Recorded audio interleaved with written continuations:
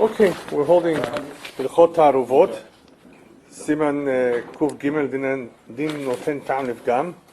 We're going to finish in Mitzvah Hashem this Siman today and do a little bit of a review. And I was not sure what to do first, but perhaps we should just go over some basic points of Noten Tam Nifgam. As you know, Tam Ke'ikar, as we hold, Tam is something that we need to consider, even though the Isur is no longer there. The Isur that fell into the pot was removed, so that's not an issue. The issue is the Tam. And the Tam poses a problem, as we learned in the beginning of Halacha Taaruvot, whether you use a kafela or not, you have to assume that most Isurim have some sort of Tam. Most Isurim. We came across one that does not have any Tam at all, and that's Gida Nashe. Ein de Gidin benoten Tam. Now we're confronting a different kind of a situation where there is a tam, but it's a tam pagum. It's a defective tam. It's a spoiled tam. And we mentioned that there are various grades of spoiled food. It could be that the food in itself is rotten. It could be that the food itself is not rotten, but that's just its natural taste. It's ma'us. It's disgusting. You wouldn't eat it. Unless you're Chinese, maybe. Cockroaches, insects, certain things that are ma'usim b'mahutan. And then there are the ones that through a chemical reaction of sorts, by combining them with a certain food, the food becomes ma'us. Imagine putting vinegar in some sweet sauce. Yeah, I mean, it would be pogem, right, the particular food. So there are various kinds of pagum. And it's important to know the differences between them, because we're going to elaborate a little bit on a very interesting machloket here about birya. So we have the various grades of pagum. We do know, and we did learn out, depends how you learn, that a tam that is pagum is not assumed midoraita. That's not what the Torah had in mind when it meant tam. And even if it's not the tam, not the plita that came out of the food, even if it's the food, the isur be'ein itself, you can have it midrabanan, but once it's nisrach, one of the terms that is used to describe food that is no longer edible is called nisrach. Completely rotten, completely distasteful. That's not what the Torah had in mind. So we learn it out from Pasuk, from nevela, which you can't have, but you can have benefit from, you're allowed to sell it to the goy, that this is not even a nevela. In other words, it's not even ra'ui lager. It's not even ra'ui for the goy. Something which is distasteful. So we gave two explanations, according to the Rashba, that this is a tam pogum is not even tam to begin with. And according to the Ran, not that it's not tam, it's just that you have no hana from it. And this the Torah did not consider. You're not benefiting from it. It's not really, therefore, considered anis. So whether you say it's not tam to begin with, when we're talking about the flavor, or whether you say that you're not benefiting from it, really there should not be too much of a nafkamina, too much of a difference. Sometimes there may be a difference that can arise as a result of different opinions. One says this, one says that. The nafkamina would be, if you have such a situation, what would he hold and what would he hold? But here, for the most part, we understand that everybody agrees that it's not assumed in the Torah, but it's still assumed Rabbanan at least to eat be'ein, to eat it the way it is, regardless of how bad it is, unless it's not ra'ui le'machal adam, completely, and it's completely like the dust of the ground, something which is completely dried up, which everybody's in agreement, by the way, that is, there's nothing there. But if it's something there, it's somewhat edible, you won't eat it, it's assumed Rabbanan. The only leniency we have in Halacha Taaruvot is that even though something is defective and it's only assumed Rabbanan, we have one advantage if it is beta'arovet. If it's beta'arovet, if it's mixed, you don't need any more the rules of Shima. You just go by the bare basic minimum of rov, right? And that is when we're dealing with the isur be'ein even. When you're dealing with tam, it becomes even more lenient. If it's a tam pogum, even though the tam is greater than the heter, it's still going to be okay. And the example we gave is the tam in the kdera itself, in the pot itself, that is an eino ben yomo. It hasn't been used for over 24 hours. By the virtue of the fact that it hasn't been used for such amount of time, the tam within the walls of the kdera is defective. And it's interesting, I don't know if you would ever had a chance to taste the tam pogum. it could, obviously we don't eat isurim pegumim lechatchil. You're not allowed to have them. Yeah, I sent it right. Yeah. But you can detect it. If something, the reason why we don't detect a tam pogum is because most of the time we have min b'minoi. In other words, we're using a pot that hasn't been used for a week. That is a fleishike pot, a meat pot. But what are you cooking in that meat pot? Again, meat. Or things that are meat. So you're not going to detect any distaste in the old tam that is within the gdir. It's a min b'mino situation. Follow me? So we're talking about a pot that was properly washed. And properly washed too, with all right. Taste absorbed. Exactly. Only the pseit, yeah. Not food absorbed. So this is an important idea. The tam pogum, the important siman, is a halacha that we need to reckon with for in all kinds of situations. Question? Yeah. You said rabbinically is somewhat damaged, but not Right. completely. Right. Rabbinically, you're not allowed to eat it. Right. Does the din about whether the din of Echila applies on such a likut? Oh, sure. By Beliyat. We discussed it briefly. So even after 24 hours, it would be. We don't call that. There's no such a din of nevatlin yisod lechatchila. The Beliyot itself. Right. Yeah. So if we really want to wrap it up, as far as if any machloket exists about the tam or the isur d'Rabbanan, we'll do so. Sometimes I may not give you all the shitot. If you have notes, they may have the various poskim, rishonim, nachum, all list of them. It's very difficult to memorize all of them. I realize that for quiz purposes, you may need to learn what the Pri Megadim says, what the Chavadas says, what the Minchas Kohen says, what the Shach Taz. If they all have different opinions, and in some cases you may have a whole list, and sometimes there's two camps. The Vilna Gaon, Rabbi Kiva Eger here. So. We'll try from time to time to bring up the various shitot if they apply. But sometimes I may leave them out and just, tell you there are several opinions and some hold like that and some hold like that. It all depends how many they are. So, for the most part, there is a machloket. The Rishonim bring it down, there is the Achronim bring it down.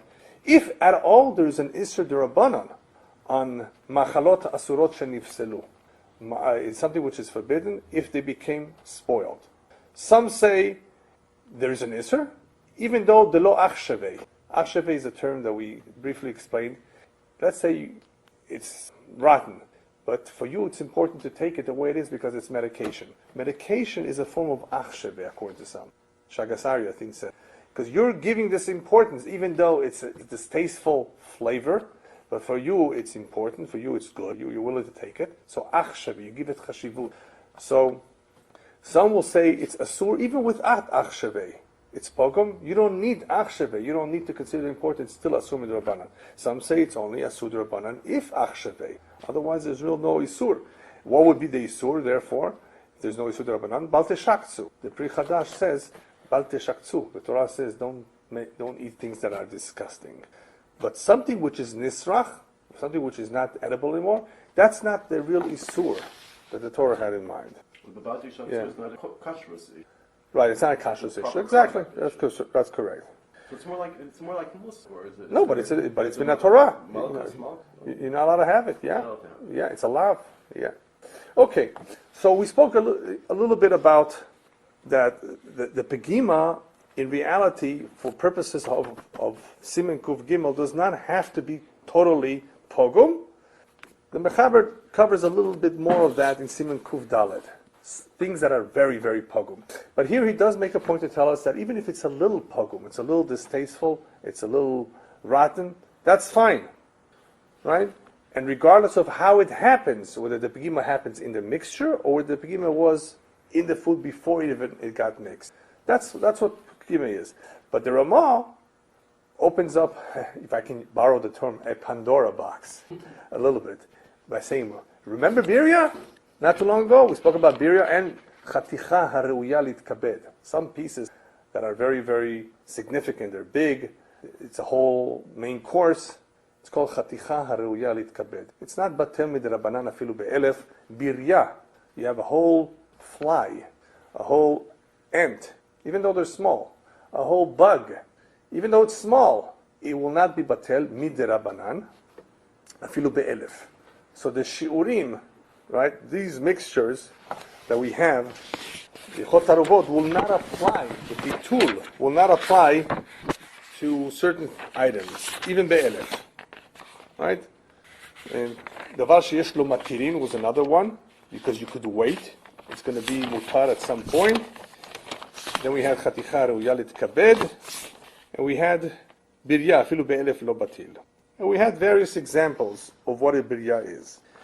Okay, so then what does the Ramah say?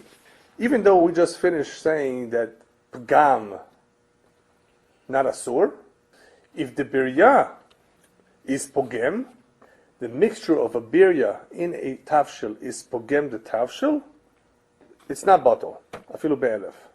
But the problem here is the Ramah said, like, however, im enam pegumim be'atzmon, if this birya is not pogum be'atzmo, in itself is not pogum, just because this mixture of this birya in this tafshil will make the tafshil pogum, it's not batal unless it's pogum be'atzmo. And here things fly all over the place. What did the Ramah mean by unless it is pogum be'atzmo? Okay? Now, there is some assistance from the next Siman. The Mechaber clearly speaks about certain bugs that human beings naturally have an aversion for it. If I think that's a good word for it. Yeah, right. And that's what I would think he's talking about too. And that's what the Aruch HaShulchan says he's talking about. That if a birya in itself, pogum me'atzmo, we have an aversion for it, that even though we've been speaking so much of a birya not being batal, this birya would be batal. Because if a birya is completely distasteful in its natural state, it loses its chashivut. Here we're not talking about tam, we're talking about birya being not batal because it's chashuv. Well, if pagum, in its original state, it loses its chashivut in a taarovat only.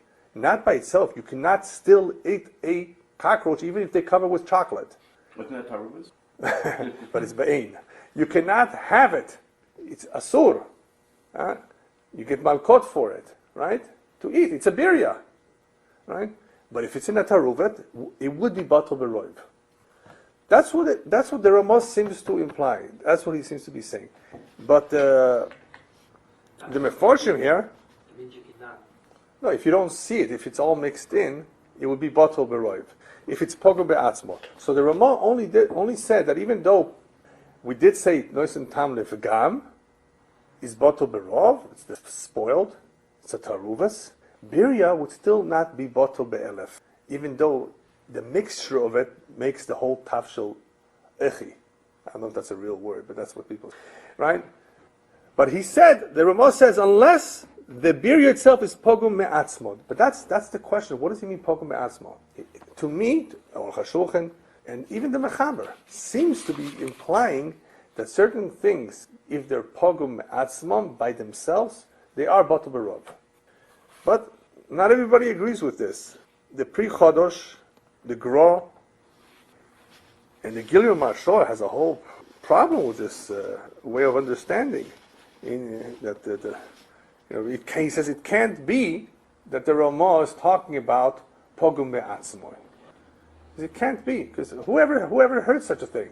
There's no raya for something.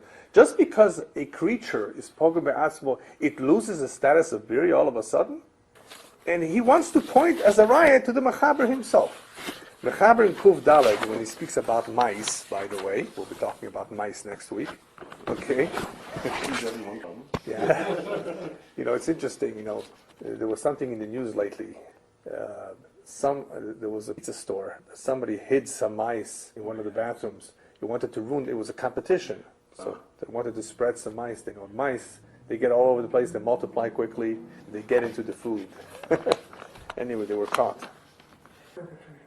I think both. Yeah. Mechaber says in Kuf Daled, Dvarim HaMeusim, things that are discussed. Human beings have an aversion for it. Kinemalim, uzvuvim, ants, and he actually gives us examples that most of us would have an aversion for. Ants, flies, yitushim, insects, fleas maybe.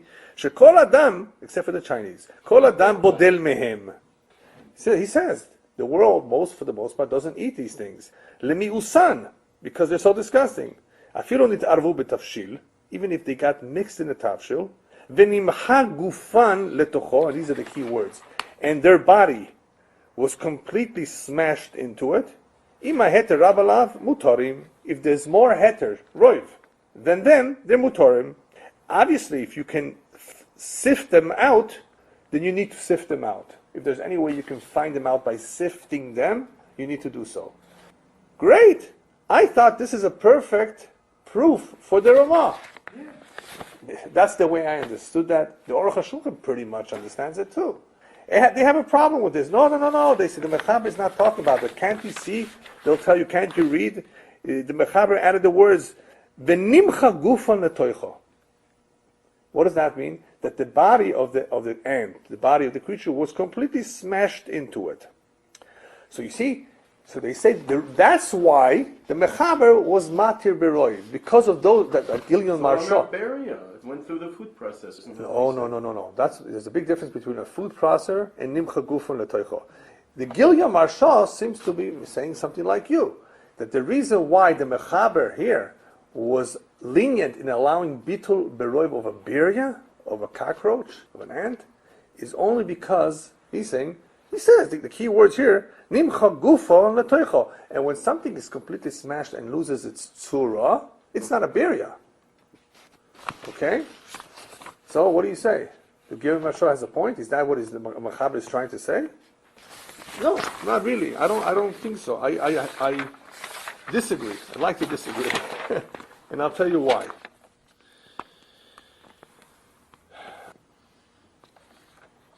The Mechaber, if you learn through the halachas of birya,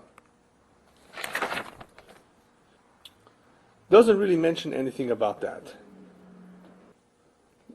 Right? We learned, of course, that if a birya loses its tzura from other halachas, that it's not a birya.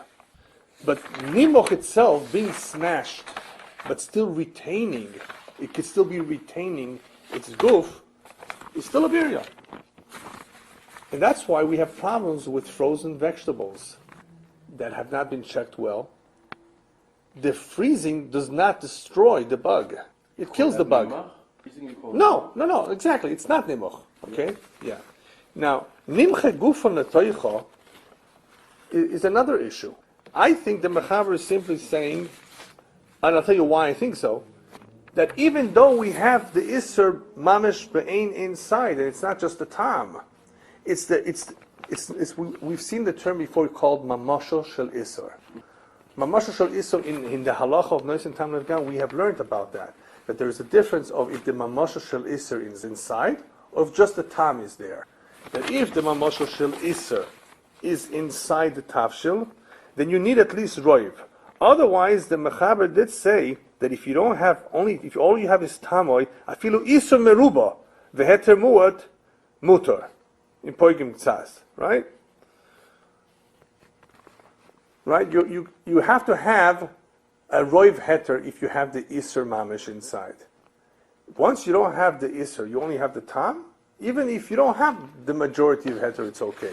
So the Mechaber is trying to tell us that the whole thing is nimcha gufa letoicha. Now, why can it be that he's talking about a squished, completely lost its surah? Because otherwise, why would he tell us about dvarim ha'meusim shenafsh shel adam kotza b'hem, things that are disgusted? Even a regular beer that you're not disgusted with, if it's completely squished and smashed and in pieces, of course it would lose the din of beer. What's the chidush here? He's telling us the chidush. He's talking about dvarim ha'meusim shenafsh shel kotza b'hem. In other words, these are not just nois and tam lefgam. These are like the Ramah seems to be saying, well, like the Aruch HaShulchan learns, that certain things, certain bugs that are distasteful in their original state will always lose their chashivas in a taruvos, and they will be bottled beroiv. But not everybody agrees with this. The Gra is machmir, and how do they learn pshat in the Ramah? They learn pshat in the Ramah that if something is enam, what's pgumim be'asma, unless they're completely pogum, they were okay. Imagine a raven. It's an off tome, okay? And it's not so distasteful. It's bird meat. You're cooking pigeons, and a raven got mixed in or whatever. Unless the raven of Tomeh was completely rotten. That's what the Ramah is trying to say. That it in itself, being mixed in the tafshil, even though it's poiging the taste, raven meat. But it's not the raven that is distasteful, it's because of the mixture that it's now good. That's not enough. It's not batal afilu be'elef, it's a birya. Yeah, even though the raven would not be shaykh here, maybe the best example, but that's the example that I saw. I think they used tzipor tomeh. But anyway, unless the raven would be completely rotten, it became rotten. Now it got mixed in, it doesn't have chashivas. Rotten birds, rotten food, even if it was a birya, that's what the Ramah meant by pgumim be'atzmon. They themselves have to be pogum. Pogum not in their original state, but pogum because they became rotten. And now, as a result of them being rotten, being mixed in, they really spoil everything. Then they would agree. So, according to the Pri Megadim and the Chavas Das, and I understood that from the Taz too, they learned Pashup Pshat that even though they were not Nisruchu Legamre, it's Botlu Beroy. But the Pri Chodosh and the Gra are Machmer, as long as they were not Nisruch Legamre. That's Pshat in the Ramah. Why? What benefit do you have from Well, you're stuck with? right, but people are going to eat it anyway. You have a big pot. This is a catered affair. And what are you going to? Doesn't tell anyone. Yeah. Taaruvos itself is not laws, only the Yeah, obviously the Taaruvos itself would not be mos, but it would be a tam pogum. Whatever that particular critter adds to the taste is pagum. Right. It doesn't necessarily mean the resulting mix is terrible. Right. But its It's going to be contribution is to make pagum. it taste worse. Yeah, it's not a good taste. It's like, did they just add mustard to this? I mean, you're going to taste something very, very not pleasant. So that's the machlokes between the poskim as to how to learn the Ramah. Now, actually, Yeah. I have a question. Okay. On this whole thing, right? Right. Come to think, just Sure. after what you said, Right. we said the whole of certain things vary and so Yeah. on, not being misbuttled over 60. Once you go over 60, it's no longer a matter. Right, it's that only has to do with chashivas. this- Right. So why here all of a sudden whether the taste is a good taste or a bad taste should be an issue? We're saying that the whole. You understand what I'm saying? Yeah. Once we go over 60, his question. We're not going to go you're over. Not gonna Yeah, taste but we're not going to go over 60. We're not going to go over 60. In other words, we don't have 60. We're not going to concern ourselves with over 60. Once the time is pogum, We're saying we're taking away the din, The din. because of the taste. Because of the taste. We're removing the Yes. din on this particular item that would preventing from being misbuttled Right. even in 1,000. even in 1,000. Yeah. So the issue is Right. bittul and even in 1,000 has nothing to do with. Right, that's correct. So since what is preventing it to be misbuttled is nothing to do with taste, why would dafka the taste be that particular factor that prevents it or that takes it out of Because it? it's not an isser. That's the thing. Once something, because of the taste, it's not a real isser. It has become completely unpleasant. And even though this taste for combination is as a result of the combination, the isser therefore does not have the same effect, apparently, as it would in its natural state. In other words, what we're saying is, this is also right. That's a chidush. You're right. So now you're walking straight into Exactly. what I'm saying, because That's if you're telling right. me the taste of this isser Right. does not have a pleasant effect. Right. Well, in 1,000, the taste of this isser, even if it's a pleasant taste, will Right. have no effect whatsoever. Right. So l'choira, if it's in 1,000, Yeah. it should automatically be misbuttled because the taste is having no effect. Yeah. No. But at that point, we do not relate to the taste altogether. Exactly. So why Right. is it the taste that is Yeah. exempting it from the isser? That's the criteria here. Yeah, For why is some, that the criteria? Yeah, my that's question. true. You're That's- saying it is. yeah, that's the chidush. But it's a chiddush. paradox. But it's a We're chiddush. saying, yeah. we're saying once Sure. we go to 1,000 and Right. more, Right, it's not a no, matter of it's never an taste. issue. Yeah. And then all of a sudden we're saying it is dafka the taste that exempts it from being That in disqualifies it, or that renders it a non-issue. Right. Yeah, it's interesting. But anyway, that's the chidush here. So we have, besides the difference of opinion on how to understand the Ramah, we also have from this a real machlokes. What's the machloket? If bugs that are intrinsically, in their original status, totally disgusting, if they are batal berov or not, because of what they are. Some will say, yes, that's what the Aruch HaShulchan is trying to say, and he uses that as a way to be melamed zchut on all those people who don't, check for all the bugs, are not as careful. What do they have to go by? And he says, we have this heter, the things that are disgusting are bottle beroiv anyway. No. We have the sheeted that they are bottle in 960, not 1,000, but 960. In other words, there is at some point that there is bottle. In other words, there are various combinations of heterim that we can rely on b'di'evet, of course. Lechatchila, we have to go by chazaka. We know that certain lettuces and certain fruits or vegetables have a problem of infestation, and you can't just say, it's bottle, right? You don't want to put things like that into your mouth, right?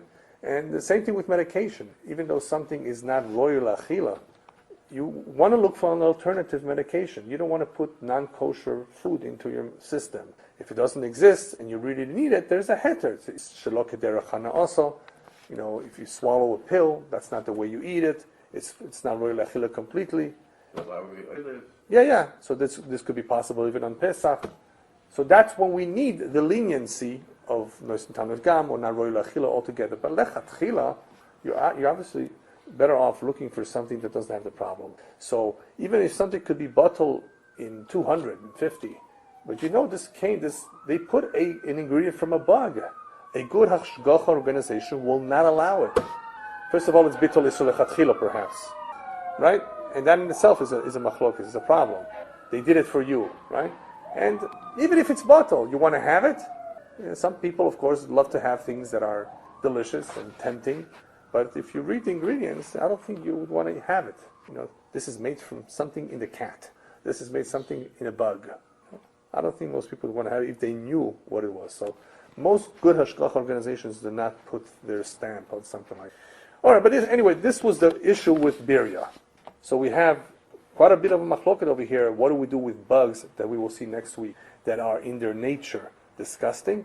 Are they bottle beroiv? Do we apply the din of birya to them altogether? And what did the Ramah have in mind here? That birya is still not bottle be'alav, even though it makes the tafshil pogrom. He said that we understand, but he added the words unless they're pgumi me'asmon. What did he mean by unless they are pgumi me'asmon? Then they lose the status of birya. Did he really mean like some understood? Unless they are disgusting, or like the Pri Chodosh Negro learned, it has to be that they themselves were completely rotten before they got mixed in. Then that's called pogum be'atzmoy. They're saying pogum be'atzmoy does not mean a bug that is not rotten, but it's a cockroach. A cockroach, if it's not rotten, if it's a fresh cockroach, right, is not a pogum be'atzmoy. There's no such thing they're saying, which is a very interesting machloket, whether these bugs, and what does the mechaber mean here? Because they seem to be saying that there's no real mekor for this. That certain bugs in zoology, certain bugs just don't have the din of birya because they are disgusting. There's no real mekor for it.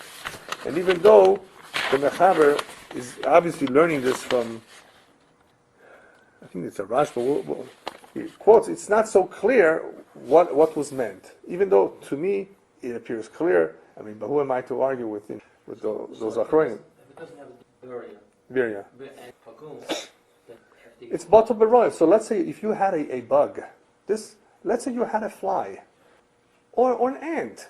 It can happen. It just got mixed into the soup. You have a problem. It's not bottle afilu be'elef. You have to search for it, if you can. We're not concerned about the plate. I mean, if it's birya shenevda, which we covered, it got lost, and you know it's there. What are you going to do now? It's a birya. Usually something that's asur is bottle, right? B'shishim, beroiv, or whatever. Here it's not bottle. It's going to be a problem. But if you hold that this kind of a birya is bottle beroiv, you have more than roiv. It's not a problem. What, are you going to throw out the whole soup? Obviously, you're going to try to filter it. I think most people will try to pour slowly and look for it. I wouldn't think twice to throw it out. In my soup, the soup goes. In your bowl, but what about in a big pot? Yeah. We don't usually What if it's throw a spider? I think the women would throw it out. I think it depends who's the cook. Some men do. Yeah. usually there are a lot of bugs though. Yeah. Yeah. Sure. Yeah, all kinds of issues. So this is why we have to know what to do with it. Here we're learning Hilchas Bittul Beroiv, Bittul Bashish. Oh, we're all excited. Okay, how much is there? And here we're told it's not bottle. So we need to know the halacha. Is it true that it's not bottle even behefse beruba? Is it always not bottle? What if it's tampogum? Right? What if it's crushed? So these are the halachas that make a difference in birya. And And here, of course, we need to know if this would apply to all bugs, because if it doesn't, maybe we can rely on that in a Hefsem Meruba situation. A caterer knows for sure. The guy told him, oh, by the way, when you were not looking, a bug fell in. What now? Oh, then nobody will know about it. You're not eating it, so it's but everybody else is. What are you going to do? That's why this is. Yeah. Sure. Anyway, okay. Then we went a little bit to discuss about noisen tam lefgam or leshvach. When something gives flavor, we went a little bit into this interesting area of what flavor really is. Is flavor that is not pogum? It's not pogum. Is it for sure leshvach? In other words, it adds something, or could it be bland? There was an interesting shach that we brought up. The shach seems to imply, which you had a hard time figuring this one out. If something doesn't give tam at all, you still need shishim against it. What do you mean? There's no tam. And he wants to bring the raya from gid hanosha, but over there it's not a real raya because the whole gid hanosha, the sciatic nerve, nimoch. In other words, nimoch, it got completely dissolved into the tafshil. So you have the real whole gid there. So it's usher. That's a special issue of gid hanosha being mixed. But theoretically, the Pri Chodesh says, if there was such an hechetimtza, which there isn't that much, of an ingredient that does not give flavor, I heard you would know this. Turmeric, the yellow, not turmeric, I'm sorry, saffron, because saffron is the expensive one. Does that have flavor, or is it just color? Aroma. It has aroma, but doesn't have flavor. Could you tell if somebody gave it to you that this has saffron by tasting it? I know turmeric doesn't have flavor. It does, maybe a little bit. Paprika, of course. Are you talking No. about Saffron. orangish color? Hilbe? No, did I say hilbe? No, that's something else completely. Yeah. Turmeric is yellow, saffron is a yellowish color. Orange. More orangey, right? Yeah. But they're not so flavory, it's more for color. Fenugreek. Yeah. It's more for coloration. So that's the question. The Shach seems to be saying you still need shishim against if there was an isser that does not give a flavor. And the Pri Chodesh says, I looked at it in a little bit more. He seems to be saying that if there was a hechetim, there's such a possibility where something did not give flavor at all, it would be mutar. He says, but it really doesn't exist that much. Therefore, what does exist? What exists is a flavor which is not lifgam and not lishvach. That doesn't mean that there's no tam. When something is not lifgam and not lishvach, does not mean it has no flavor. It's just not a good flavor like garlic powder. They enhance the flavor. So lishvach would be an enhancer. Lifgam would be the opposite of an enhancement. It makes it sour, no good. So you do have a situation when something is not lifgam and not lishvach. That's still usher, as long as it's not lifgam. It doesn't have to be lishvach. It doesn't have to be that it enhances. But what the shach is, the Pri Chodesh says, why is the shach machmir in a situation like that? So he had the question too, that if there would be such a hechetimtza, such a scenario where there is no flavor whatsoever, bland, you would need shisha. Why should you? There is no flavor. So he learns that in other words, whenever that scenario, in other words, is mentioned of not lishvach and not lifgam, it means just that. Not that there's no tam. It just means that there are certain things that are not lishvach and not lifgam. It doesn't mean that there's no tam. There is some tam, and therefore you need shishim. There is some tam. Okay, now let's go on.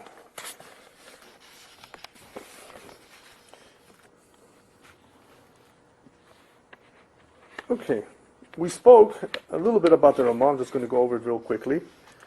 The Ramah, in discussing something which is asur, it was pogum first, and then it became shvach, or shvach first, and then became pogum. Remember, the Mechaber said that it has to be pogum all the way through. It can't be that in the beginning, distasteful, and later on somehow it improved. All right, because when do you have a situation of something improving? And it's a question in halacha too.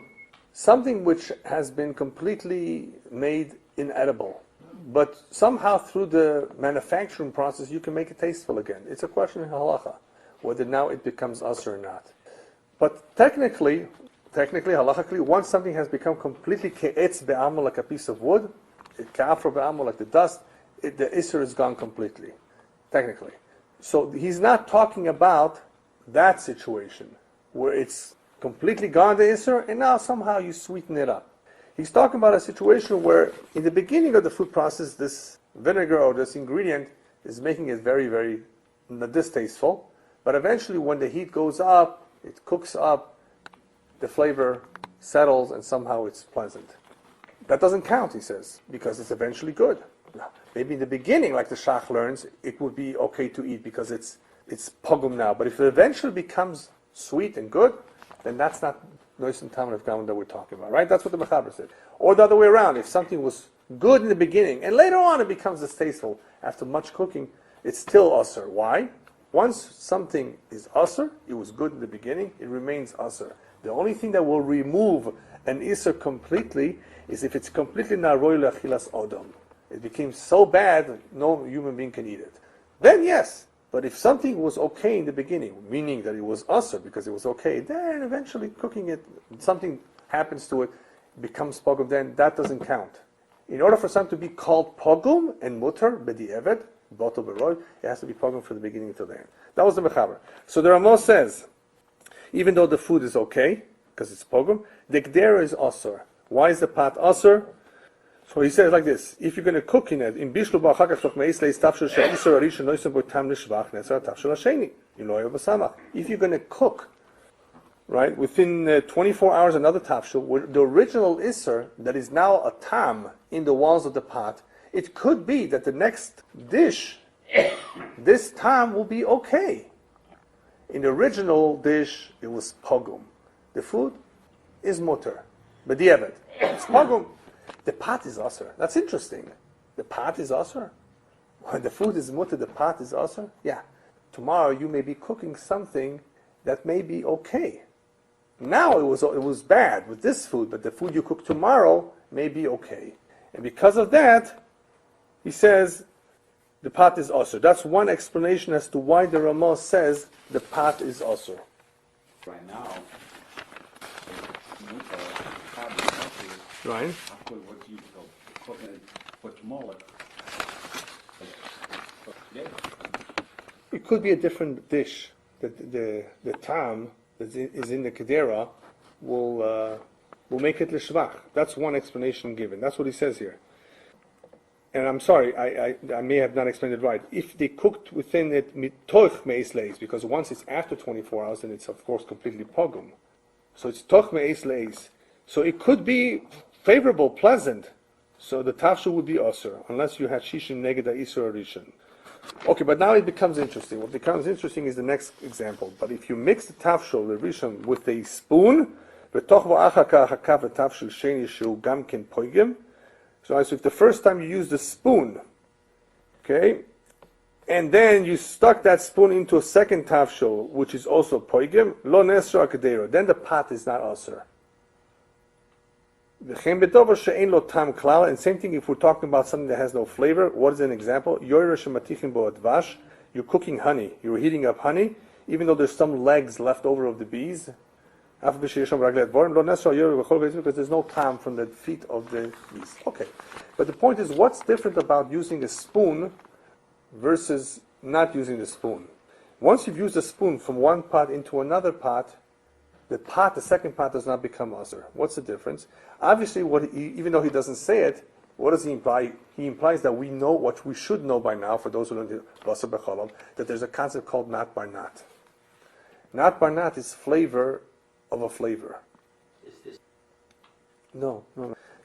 Not, you don't really see nat bar nat too much in Hilchos Taaruvos. You see a little bit more in Basar b'cholam, right? Flavor of a flavor. You have a flavor going in to the spoon. You're going from the spoon going into the dish, from the dish going into the walls of the pot. Nat bar nat is a tam kolush, is a weak tam. The more it travels back and forth the flavor, it eventually wins. But nat bar nat is only a leniency by hetero, not by isa. Right, Ilan? Yeah. We don't say, even though it is kolush. And by the way, because it's kolush, it's important to know this idea of kolush. Kolush means a weak tam. A weak tam is important even by an Isser for the following reason. I saw, let me see, I wrote it down I think here. I saw a Prima Godim that says even those spices, we're going to learn it right now. Yeah, spices have the ability to do wonders. If you're cooking now chili in a pot that hasn't been used for 24 hours, you can revive to the hot spice the flavors in the walls of the pot that haven't been used for 24 hours. It just has that ability to bring it back to life. Not if it's a tam kolush. We said snon. Certain food items. Snon Yeah. have the ability, the absorptions. The absorptions, the blias, right. Certain food items. Well, let's say we can agree that they are the very sharp ones. Hot, spicy. If it would be a tam kolush in that pot, and you would put the snon, it would not be. It would not. The Prima Godim says it would not be strong enough. Interesting. But So that's when, even though it's a not by not. Because no, but now you have the mechal the shvach coming. Because now Yeah. you're trying to revive a taste. Aged. Right. But that's important because that's one of the halachas soon. Rejuvenation might not work. Right. But not bar not, what it accomplishes, it prevents this from to be converted into what you're requiring of it to accomplish in the absorption is an isser to prevent the isser from ussering. So it can prevent the conversion of a heter to an isser. Here has to be a transformation. Right. It can prevent that transformation. That doesn't mean that it has the power to revert the process once it is an isser. So that's why you have the not work with the basar b'chalav and not work with Right. taaruvos. Well, by basar b'chalav it works because it's hetera. It's preventing the Right. conversion to this. And hetera means that the two of them, basar b'chalav, are only asur if they're mixed together. Each one by itself is a heter. So if they travel a certain distance, it was not by not, until they combine, you will not really have a real isser ever. It will be a not by not hetera. That's the halacha, that's the example that's given in basar b'chalav about water being cooked in that pot. Where you had dairy, where you had meat. The two of them are mixing the two flavors through the water. But over there, it's very important to keep in mind that you have a shitas harivon, I think, that holds that you need 3 not by nots of hetera to allow it. It depends on how you interpret not by not. So that's important to keep in mind because that would explain the Ramah. There's a taz here on the Ramah that says why is this not a not by not isura here? Not by not, we say, does not apply to isur. Here it does not apply because it's an isur pogum. Once a tam is pogum, remember this, if a tam is pogum, it's like a tera. All right? The reason why we are applying the concept of not by not to this Ramah, of traveling, of answering the pot or not answering the pot, is because it is a hetera in a sense. It's a tam pogum. If the tam is pogum, it's not a not by not the yisura. If this would be a not by not the yisura, it wouldn't apply. What difference does it make? It makes no difference. But if the tam is pogum, then you do say not by not, because it's like a terah. So the question is, so the Taz asks on the Ramah, why do you have to say that near a tafshil, that the first tafshil was pogum? Even if it was not pogum, it would still work. It eventually will become pogum. In other words, you don't need, even if the first one is not pogum, it works out okay. So there's various answers to this Ramah. There's one, I think, in the Kudas HaKesav, there's a shita that holds that maybe some shitas are concerned that if you use a spoon, you might actually be touching the pot directly. And when you touch the pot directly, it's not going through the tafshil. So you don't have enough not bar nuts. That's one possibility. By the way, not bar nuts word. Yeah. It is Yeah. not in tam. Not in tam bar not in tam. In other words, the source taste is a taste and not the actual physics read it itself. Let's say you have a piece of meat and then a fish cooks together with the meat. The fish now requires the meat from a piece of meat. But if you use a pot in which it was cooked and it was cook a fish in that pot, the fish will also acquire a taste of meat. But the source of this is now not a piece of the pot. In other words, the taste absorptions. So here, the taste of the fish comes from a taste and not from the physical pea meat itself. So that's then called not bar not. Right. Not in tam, but not in tam. Because now the fish, if it's with milk, the fish itself transfers the meat taste to the milk. But now the taste it is giving to the milk is a taste that it acquires from a taste and not from milk itself. Yeah. So anyway, so it could be the Ramah when he's talking about a spoon, talking about using the spoon in a tafshil that was pogum. Either he's concerned with the shita that holds you need 3 not bar nuts, Or he's concerned with the other possibility that it may go straight directly from the spoon to the pot.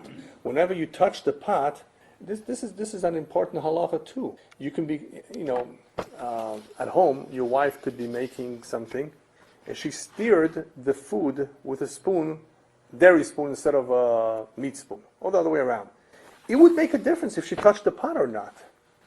Remember how in Basar Chalav you learned that if you sometimes have to figure out how much of the spoon went in? It can make a difference. It's something we just don't know sometimes. We don't think about it, so we figured the whole spoon maybe. And also we have metal spoons. Yeah, that too. How long did it hold up? Was it hot? The mixture that you were cooking. Sometimes she did it, but it wasn't hot yet, the mixture. It was just starting on the fire.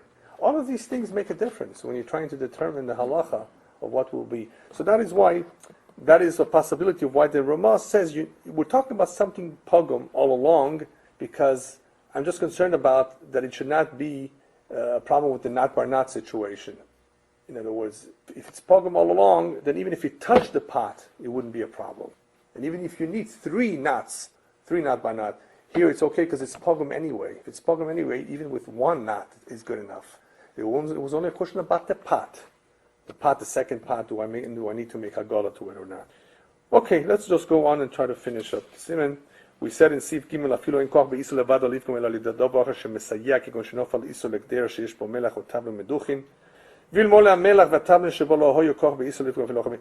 When it comes to davar pogum, there's an additional leniency. Even if it becomes pogum through spices that are in this tavshel or in this pot, it makes no difference how it becomes pogum. If something is rendered pogum, even though through additional ingredients, it's still going to be pogum. It makes no difference. In Sif Daled, there's a machlokes rishonim, of course. It has to do with oil and honey. People used to go buy many things by goyim. I think even in Iran, when they used to go to buy fish in the marketplace, did they bring along with their own knife? No, the animals that they... Yeah, they didn't have other seafood? I mean, because that was a custom in Europe. Whatever that for food, the going also, they wouldn't... No, that's something else. That's something else. In Europe, even today, you can't buy fish that has no scales on it. You have to be able to identify the fish as a kosher fish. You don't trust the goy by saying, "Oh, this is salmon, can't you see?" He says, "Oh, well, maybe it's catfish." I'm telling you it's salmon. You don't rely on the testimony of the goy to tell you that this is a kosher fish unless you see the simanim, that it's kosher. Okay? Now, but what about, he sells salmon, you see the scales, and he cut off the head. But he has next to the salmon, in the same cooler, crab, oysters. Well, oysters he doesn't have to cut up. Right? Things that he's used the same knife, and you know for sure he used the same knife. And it's a davar had. Even though we're talking about sonen, it's all cold, it's not hot and cooked. When you're applying a sharp knife, there's going to be some bli'ah, especially if it's davar shuman, if it's a fatty fish. Maybe. So what's the halacha? The halacha is it's enough to cut the edges, or even if you didn't cut the edges, if you rinse it out very well, the edges where he cut. You see the fish, it's with its scales, it's a kosher fish, but the edges he may have, it's a safek. But let's assume he did. It's not roteach, it's not hot, it's not cooked, it's just an application of a sharp object. It's enough to cut the edges, that's even better, or to rinse it out very well at the edges. That's why in Europe, lechatchila you're allowed to do that. Yeah. In Europe they used to take their knife, please cut me this fish, please take care of this fish with my knife. Yeah, in Iran, yeah? there was a straight morning, right. There was the fish with everything inside of it. Yeah. And you bring it home. You took care of it. Yeah, then you took it. Oh, well, of course, people used to work hard, they used to cut it in their home. But this is, today too, this happens, some people take their own knives. Yeah. So here in Sif Dalet, we're talking about shemen and vash. People used to buy oil and honey. Shalovet kochavim. That belonged to a goy. Afal pi shehem mevushalim, even though they were cooked in the pot of the goy. Now, he may have cooked other things. He may have made himself dinner in that pot. Why is it mutar Basar pogem et hashem u'masichol chen edvash? Let's assume he used meat in that pot. We hold like a shita, the Mechaber holds like a shita, that the Rambam, that basar, any flavor of meat in the dvash or in the shemen, masricho, pogem, no good. It's gone. That's why it's mutar. But wait a minute, we hold that rov or the klim of goyim are not bnei yoman anyway. Remember that rule? Very important rule. So why does the Mechaber have to tell us over here? Yeah, guess what? It's okay because the tam, if there's a tam of meat, it's pogem b'dvash or the shemen. Oil and honey, any flavor of meat will not be good. He's telling us the halacha because regardless, of course we know that we have an additional leniency that kelim are not b'nei yoman anyway. But here, even though you cooked it the same day, he's telling us the additional detail that tam of basar in shemen and dvash is a tam pogum. And that's a machloket rishonim. Tosfot, I think, no, that's a different one. Let me see if I have it here. Who holds what?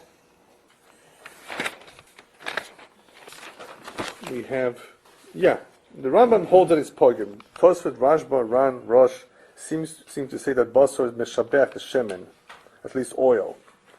Halacha, Mechaber holds like the Rambam, the Ramo was not disagreeing here, but the Taz is machmir for some reason. We don't have the time to go through the whole Taz here. So, obviously you want to avoid, buying, we don't have this scenario too much, but, at least we have the Shittas of Mechaber, which is the Rambam. The Basar would be poiging these two particular items, Shemen and Vash. So v'yesh oimrim. So he says Basar poigim es Hashem v'asvichu v'chenet Vash. Yesh oimrim. Some say the Basar ino poigim Vash atzmoi rak mashke anase b'd Vash. What he meant was only if it's a mashke, the liquid form that's made of honey, but not honey itself. B'mokum shein hefset godol yesh lehachmer. Basar ocholav b'yain havel lefgam mutter. But if it's meat or milk mixing with wine, it would be lefgam and it would be mutter. Where would this be shayach? This would be shayach sometimes with the sherry caskets, where they make wine in those barrels in the cask, right? Which they may have had something not kosher from before. Liquor, especially the liquor, or the whiskeys actually being made. Whether there's a tam pogum, it could be a tam pagum in a whiskey. That little, whatever it is that they're making in those same wooden, not that, the barrels, right? That smoky kind of flavor, whatever flavor it may be a tam pogum actually in what they're trying to make, and that's why it's not such a problem. That is surprises because normally they use barrels dafka because it gives a certain flavor, right? Sometimes it does. Depends what it is. They advertise it. They advertise it as such, not just to make money on it. Oh, right, but if you advertise, you know what it reminds me. This chocolate is made with imported chocolates from Belgium. What's the big yichus about chocolate from Belgium? It's like they're saying chocolate from Belgium. Big deal. You need to talk with the chocolate. Yeah, but I think it's just No, but the truth. You can't go around making money on the fact that you say our food's terrible because they're. It's in the eyes of the beholder. But if it's accepted that this is. Then of course, then it would be a problem. But there's other issues of why it's mutter. Anyway, there's the issue of bittul. There's all other leniencies with that. Okay, let's. Yeah. So Johnny, what kind of? Well, Johnny. Well, if he would be called Shimon Walker, it would be better. Johnny Walker, I don't know. Yeah. Some whiskeys are fine. They don't have this problem. But those that are bottled or made, they can be a problem. You have to look at case by case. Every case is different. Okay, we just have a few more, but we'll try to finish it up. Kol Kedera, Siv Dal, Kol Kedera Sheino Bas Yom HaChashiva Time Olev Gam. That's a rule that we need to keep in mind, that every pot that is not Bas Yoma, is not used within 24 hours, is called Tam Olev Gam by itself. So any tam there is pogum. Eno Seres, V'nikras Bas Yoma, when is it called Bas Yoma? Kol Zman Shelo Shoah So Me'is Le'is, if it was not used within 24 hours, Achar Sheniz Bashar Ba'isa, after the Isa was cooked. V'kivan she'ovar of me'is le'is echo, once 24 hours went by, she's bashal ba'isur, eno nikras b'syoma, it's not called b'syoma, v'im bishal b'bak she'eno b'syoma tav shel mutter, and if you cooked, let's say, this could happen, you know where this could happen? Imagine you coming over to a relative of yours, and this relative says, you know what, I got you kosher food, here's a sticker, you could stay over by me, my house, here, kosher butcher, okay? Oh, you're all excited and you forget yourself. You're excited, Baruch Hashem, it's kosher food just for me. And then you're eating. Oh, by the way, where did you fry or cook this meat, this kosher meat that you bought? in my pot, of course. Oh no, in your pot? Yeah. You mean you didn't make hagala to your pot? What's that? You mean you didn't take it to the mikveh? What's that? You sometimes don't realize it, but they meant well, and they cooked it in their pot, their treif pot. They don't keep kosher. And this is your relative, you don't want to embarrass them. And you're so happy they're buying for you kosher. This could happen. It has happened. Okay? You have to have paper plates, paper dishes, and everything. Otherwise, how are you going to cook it? Unless you make hagala to it. So, it's kosher. You can eat it with the evet. Because it's nois and tam with gam. We hold the most kalim, that's a separate cloud, which he doesn't bring down here. We hold the stam kalim. Stam. You don't know. Anab neyoma. Most likely they didn't use it within the last 24 hours. Hopefully they made lasagna last night. The day before they used something else. So it's mutter. So tafshel mutter to have a nois and tam with gam. Ve'usha tiye mudachas. As long as it's clean. Shelo yesh shuman apanei. As long as there's no shuman, fat. She'im lo hedicha. If you did not wash it well, did not rinse it well, there's a problem. Once the shuman, the remnants are still there, in the dishwasher, you put some stuff, you don't clean it out completely. Otherwise, what do you have a dishwasher for? Right? So that's shuman, that's leftover. It will not make the blias pogum because of that, according to one shita. Some say it's okay. But that's the yesh. Whenever he says yesh, usually we go by the stam. You have a stam opinion of the mechaber, and then he says v'yesh. And there are some who are lenient. We have to go by the first opinion. We're machmir. If something is still there, it's not washed and rinsed well, it did not become pogum. So therefore, if im yesh samach the Ramos says neged mashedov v'kolov lekula al mashor, it would be mutter if you have sigi. Me'achad akterino bas yom v'ochino. Yeah. That's correct. But in other words, lechatchila you should not eat. You're not allowed to tell a goy, by the way, cook me something in this kli eino ben yoimoy. The example you gave, yeah, who cooked for you? Right. With the stop eating point? No, it's mutter. That's a good question. Lechatchila is on the cook in the pot, not on the cooked. Right. A good point. Yeah. No, I can eat it. Once it has been cooked, as Ilan pointed out, it's already b'diavad. Even if I know before they put it in. Before I even taste it. Yeah. It's already b'diavad. I'm allowed to have it. Lechatchila is to put it in the pot and cook it in that pot. That's left. So you can't tell a goy to do that for you. Important. These are important halachas. I mean, it can happen. We spoke a little bit about that. If you put certain spices, hot peppers, certain kinds of sharp vegetables in a pot of isser, which is not bas yomo. So we just said something which is not bas yomo, it's tam pogum. But here you put some spices, it rejuvenates, I like your word, rejuvenates the whole tam. I call also the churpe mashir l'shvach, the churpe, the sharpness, transforms the pogum to shvach. So in the situation where that would have occurred, you would have to be machmir. Here we briefly pointed out, just real quickly, another 2 points, and then we're done. Here we pointed out what some would like to say is an apparent steer of the mechaber in Basar b'cholov. In Basar b'cholov, he makes a point of saying that if you ground, I think that would be the correct English word, in a meducha, right, in a grinder, some spices, and it was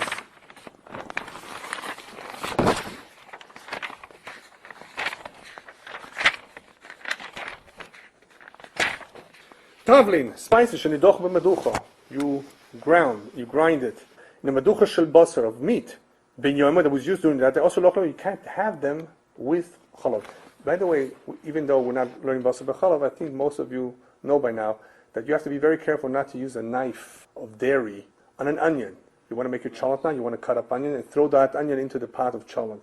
Even though the knife is clean, it hasn't been used for a day. Okay? It could cause tremendous problems if somebody did that to the whole basar. And this happens. Sometimes you don't realize it. You cut up vegetables. Oh, you want to make an omelet, and you want to cut an onion. The onion is in the fridge. It's a half an onion. It was already used. It was already cut. But what knife did you use to cut that onion that you want to make a cheese omelet with? You see? So you just use a parva knife, or just remember, what you use it with. Otherwise, you can't just assume, oh, I don't remember, it's okay. No, it's not okay. You can't use it. Use another onion. All right? So here, the mechaber in Basar b'chalav talked about spices that were ground with maducha shel basar ben yoima. So since he says over there ben yoima, what do I assume from that? That he's makbid only a ben yoima. So ein ben yoima is okay, because it's pogum. But here he says, we just said about putting hot spices or pilpil and whatever in a keder she'eino bas yoima, and it's a problem. Right. So what's the answer? The answer is very simple. By Basar b'chalav, we're talking about heter veheter. It's heterim, right? Here we're talking about isur. Also, that's one explanation. Yeah. Here we're talking about real heat. So when you have spices in combination, then it's mechayil. Over there we just have the pressure of the grinding. The pressure of the that could be grinding is not true. cooking. So there, the power of the spice to rejuvenate Right. is not to this extent. Yeah, but if you look at the Prima Garden, you will see that the main simple explanation is that here we're talking about an isur, and over there we're talking about a hetera. That's the main explanation of why it's not a real stira. Here we're talking about isur. There's no not by an isur. And the last halacha, very important halacha, this one is really can make a big difference too, is the kedera shehi blua mi basar v'chalav. You have a kedera that's blua mi basar v'chalav. You're not supposed to use it for anything now. Once it has blua, blios, basar v'chalav. But anyway, nizbashu bo b'yachad. You cooked in them together. You know, it was the basar and the chalav, or bezeh chazeh, one after another. Either way, it has blios of basar v'chalav. Now look what happened. The kodim she'over laila achas uchmu b'mayim. Before one night went by, they cooked water. Water, you want to make water for tea. Chashiva bas yoima, the water now that you cooked makes it as though it's bas yoima. Now you have to count 24 hours from the water, not from the time you cook basar b'chalav, because you just within the 24 hours of basar b'chalav come together, cooked water. Now this is a chumrah that we have to go by.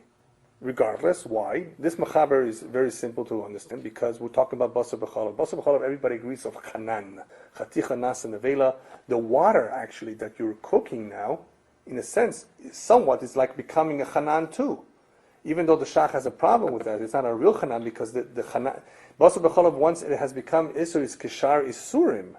That's a machloikis. Yeah, which is a machlokes too. So he has a different problem with that. We're talking about blias. But here, there's the opinion that it doesn't become chanan. Right. Also, but nevertheless, for purposes of noisim tam lev gam, we are machmir like the shita that holds that you do consider the blias. Nevertheless, because it's basar b'chalav, we're machmir, and because of that, you have to count 24 hours from the water.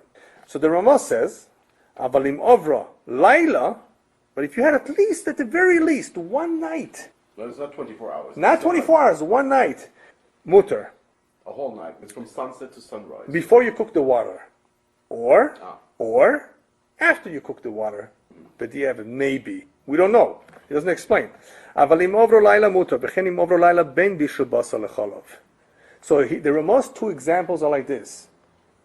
A half a day or one night between the basar and the chalav, or a night after the basar b'chalav before the water. If it's just a night after the basar b'chalav together, if it's only a night after the water, it's not good enough. We have three scenarios. Basar b'chalav together, one after another. Then you have water within 24 hours. Okay? Then you have just a night. That doesn't count. After water, if water was cooked within 24 hours of milk and meat, everybody agrees you have to be machmir to count from the water.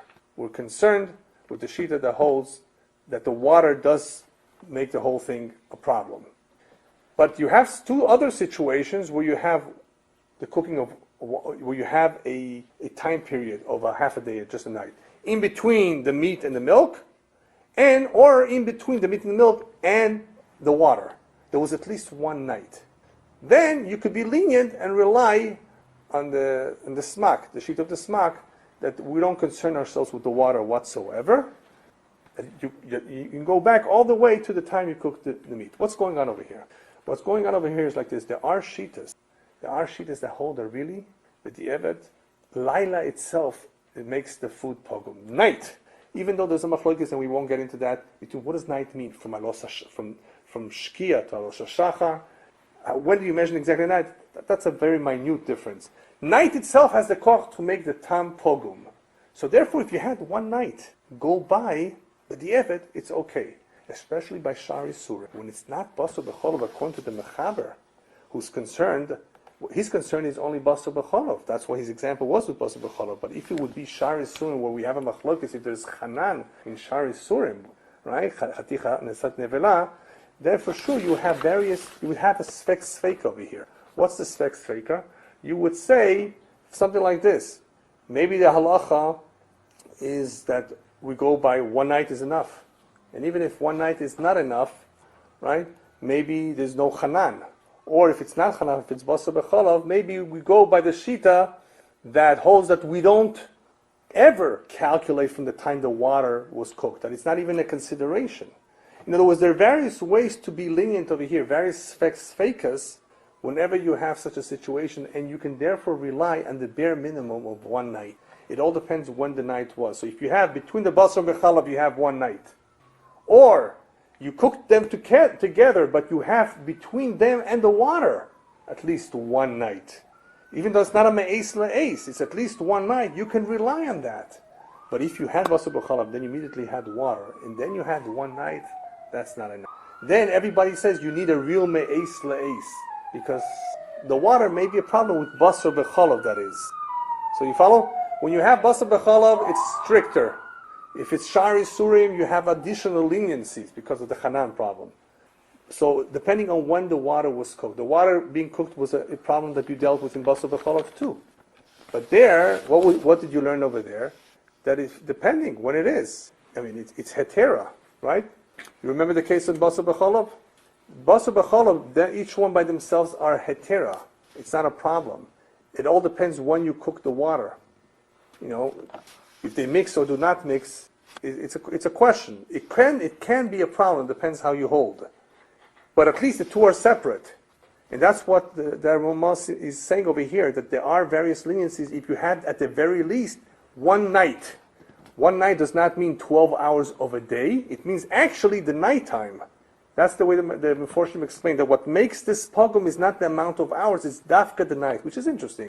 But that's the sheet then. For those who want to look it up, let me see if I have it here.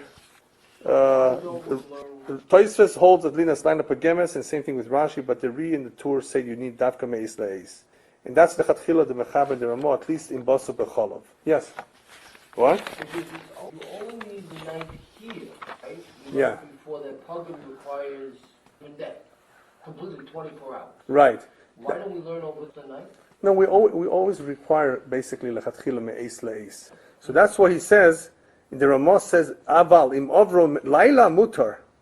At the very least, It's a leniency. It's a leniency. Normally we require 24 Right. hours. Didn't bring down this leniency early. Yeah, that's a good question. Why it wasn't mentioned before? Right.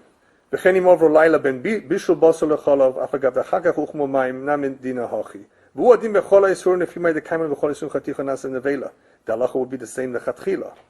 V'ayin le'el siman tzadik beis in basar b'cholav u'b'mokom hefsed yesh lehati b'chi agavnu b'shar isurim v'chol in yirak shiyeh me'is le'eis mizman bit b'shul isur. So in any event, you have to at least have 24 hours from the bishul of the isur. So if you're going to use the leniency of the night because water was cooked, just make sure you have at the very least 24 hours from the time the isur was cooked. Because the water causes problems here. The fact that they recooked it, they used the spot. That means it was used for vegetables. They want to make rice. The balabosta used it for something. It's not necessarily water, right? They used it for something parve. Oh, but it was used. That means the time is not completely pogrom anymore. Yeah, but if at least the night went by and we have 24 hours from the time the isser, whether it's basar b'chalav or a regular isser was used, at least we have 24 hours from that time, then we can be makel, at least we have that nighttime in between the basar b'chalav, or at least a nighttime between the basar b'chalav and the water. To use that as the very least to make it pogrom because of the shita that holds nighttime makes it. But everybody still holds you need a me'es le'es lechatchila from the time of the isser. So from the time when the isser was absorbed in 24 hours. All All we're we're discussing is how much time do you need with respect to the water that was Right. substituted. That's the water being an issue over here can become less of an issue if you had at least a night somewhere, either between the basar b'chalav or between the basar b'chalav and the water. But once you had basar b'chalav and water, you will need me'es le'es from the water, because we will be machmir in basar b'chalav especially of Hanan. With shari surim, you have the additional heter, at least according to the mechaber, that you can be lenient in shari surim, not to require the full me'es le'es, and only to use it from the time the isur was cooked. Okay, I think we can stop over here. Not to require the me'esos on the water, not on the shari sur. Right, not on the shari. You always need from the shari surim. That you always will need regardless.